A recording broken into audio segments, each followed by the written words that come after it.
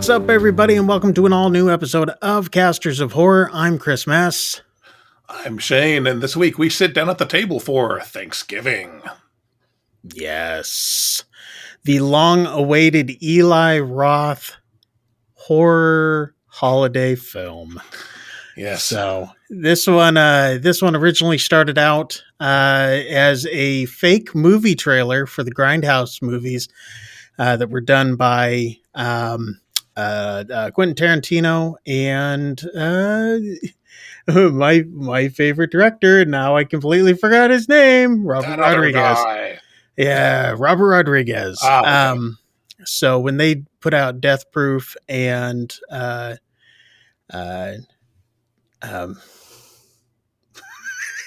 don't know, man. This was all you. The Robert Rodriguez one. There was Death Proof, and people are screaming into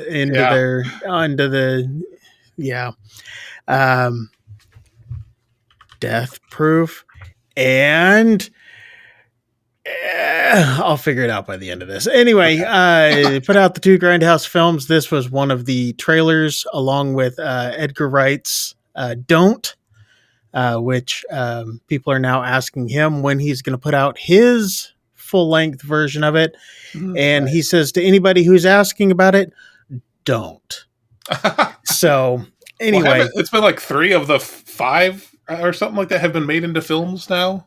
So, there's been, well, what else was made into it? I'm trying to think of what else was made. There was one that wasn't very well received. I don't know. I'm not familiar with any of them, so I just...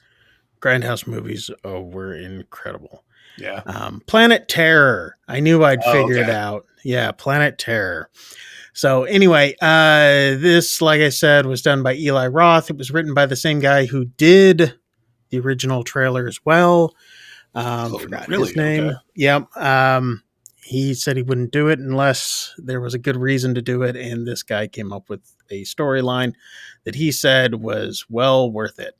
So let's jump on into this film. This film takes place over Thanksgiving.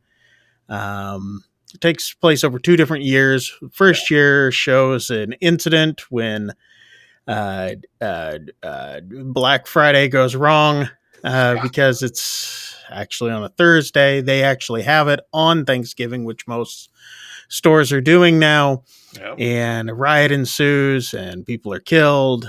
And anyway, the following year, we get a killer who's hell-bent on seeking revenge for what had happened the year before. So we know that it's at least connected to the store and the killings and all that sort of stuff that had happened.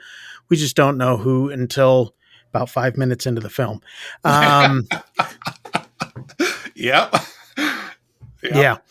So anyway, does that about sum it up? We got a group of friends. Yeah. They're all high schoolers, except for one. He's like off in college now. He's a pitcher. So we've got that whole scenario. The boyfriend of one of the main girl, he then disappears and then comes back, and then you're like, oh, and all these things are happening around the same time.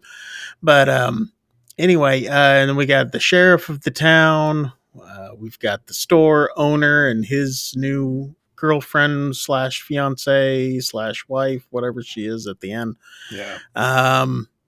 It's all kind of based around these group of characters, and they're trying to stay alive from what was his name? The John.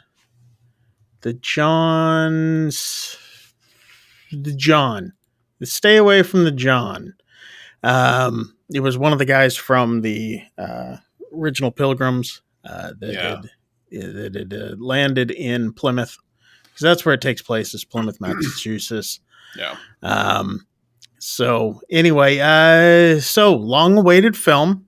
This film had fans going for it. I had heard incredible things from day one that this thing came out. I went and saw it. And you're a big Eli Roth fan, right? Yeah. I like Eli Roth stuff.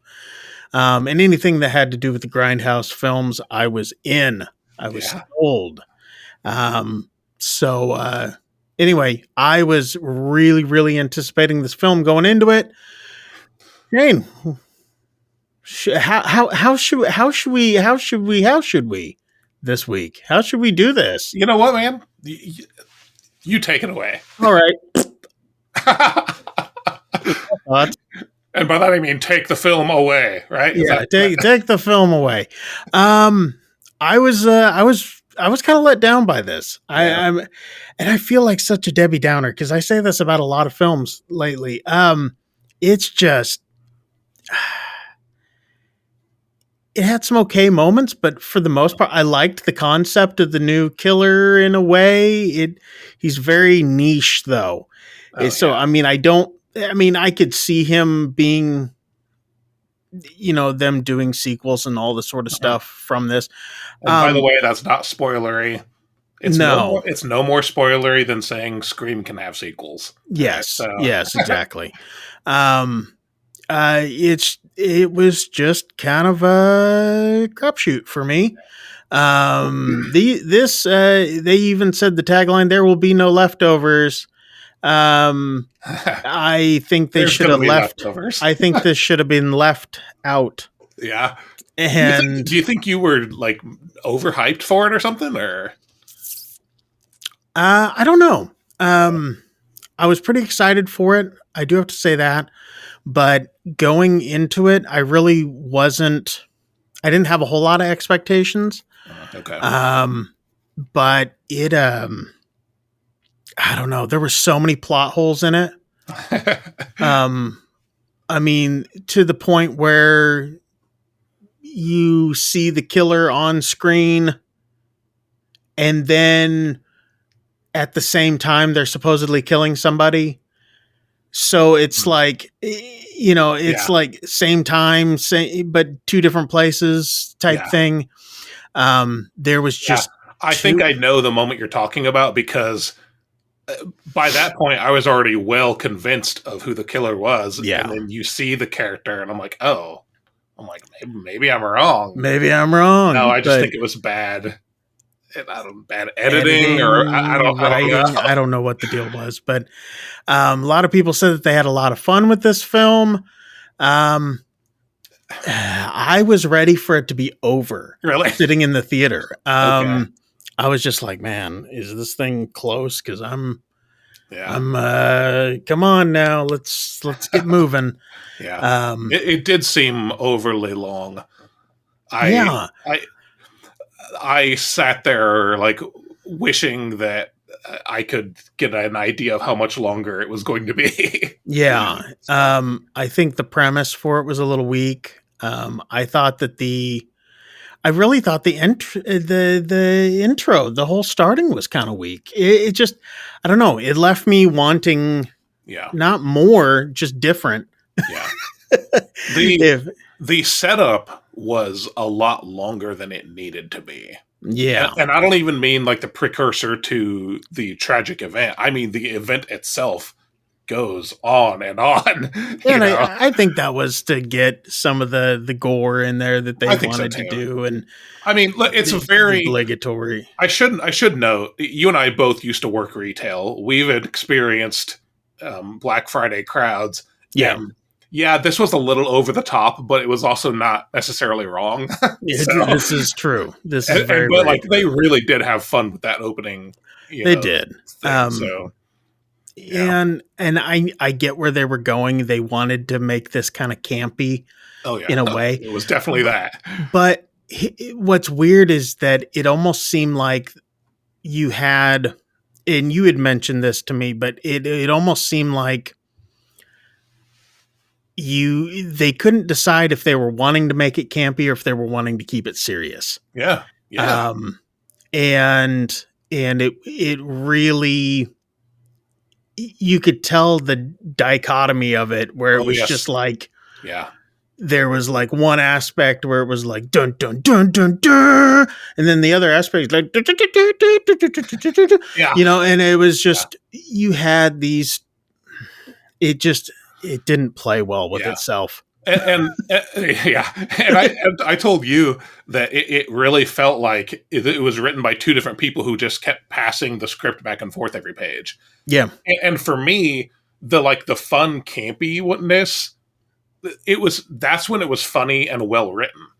When it delved into a more serious tone, which was like every other scene, Mm-hmm. the dialogue was terrible. The overall writing, I think that's where a Yeah. lot of the plot holes came from, and so that's, man, it gave me whiplash. Like I Yeah. told you, I felt like one scene pretty decent, the next scene was like, what am I watching? And it just kept bouncing back and forth like that. Yeah. I just, Yeah. It yeah, just wasn't cohesive no, it to wasn't. me. It wasn't. To me. And I would have waited longer to see a more fleshed out film. Yeah, But to me, this one I think needed to get the axe. yeah. Yeah. We did, however, have the trampoline scene in a way. It wasn't fully done like in the trailer. Oh, really? Uh, I never saw that original trailer, so yeah. He took it a little bit farther in the trailer. oh, This was really? just kind of rushed, it seemed. Okay. So, but You know anyway. what's funny is when it came to that scene, I Mhm. actually found myself wondering if it was from the trailer. Yeah, You know, there was a so few points where you could say, "Oh, that's from the trail. Oh, I remember that, okay, and I remember this scene and all yeah, that." But um, yeah. I find like for me, I'm not a huge fan of Eli Roth, so I went into this movie with actually pretty low expectations, yeah, for what I like, and I thought it was fine. I mean, it was too long. I laughed several times. I thought there were some pretty decent setups for jokes, even if I saw the punchlines coming a mile away. yeah. They were still funny, I don't even know you if know. I laughed. Yeah, I I'm, laughed a I'm, few times, so I was, I I'll was. give them that. Wow, Yeah, wow, but man. it was such a mixed bag, and Yeah, it wasn't just the writing; it was the acting too. Like one minute, the acting would be really great, and the next minute, like, wow, I've seen some B movies that had better acting. yeah. It felt like a B movie to me. It Yeah, felt like something you would get off of like CW. yeah, Um, yeah. That's a good yeah, comparison, it except for all the gore. now, yeah, and see what's funny is I did my quick review or whatever on this channel of the that dance cheerleader, Oh yeah, Bring It On, the whatever zombie one or whatever. yeah, where it was like it was the horror one where they were trying to Yeah. figure out who killed who and all that sort of stuff, Oh right, right. cheer or die or something like that. Uh, Yeah. so yeah, Bring It On, Cheer or Die. I thought that was better than this. Really? Wow.